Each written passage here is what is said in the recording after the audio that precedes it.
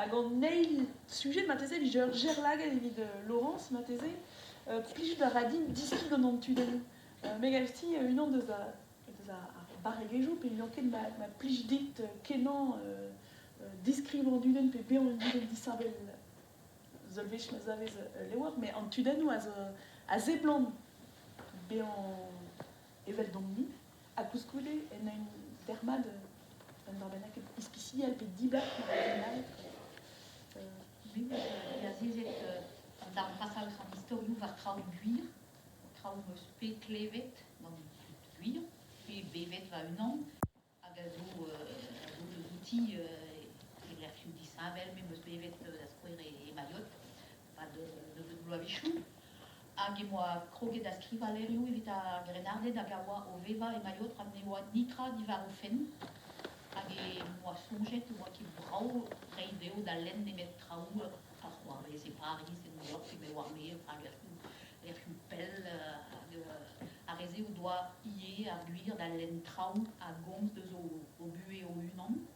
Setu meus krouet lerioù evel se, hag a zo di a zezet var komzou krenardet a oa er skolach e labouren, hag a reze a gonte kalz traoù din divar o buez, divar o diasterioù, diazamanchou a sur traoù, grag diestreo ar bue evit kudzo.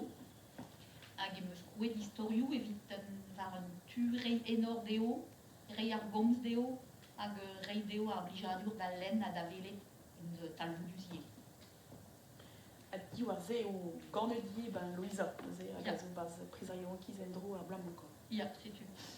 Louisa zo bet mandet pem blaso pe 3 blaso dija. Ya gezi. Un an nevez tout, mais un an e deus plijet da grenardet rak egon un istor guir, hag un istor e tre mignon niach e tre du blach, un an a zo e Brest, hag e ben a zo chomet a zo e maiot, setu un istor 40 e tre daou bet disavelier.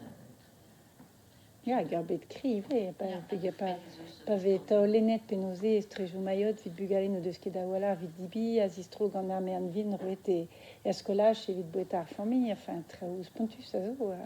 Gure vechou e vez santet eo un tammig un tuek an traoù, elle m'avait fait à Rewen, à Garé de la métropole, de France, à Zot Pinvidi, gant ar Poulneuial, gant ar renforce pegemen, à Gentual, ma tut pauras, mais ça me c'est zo ar pez peus gwelet.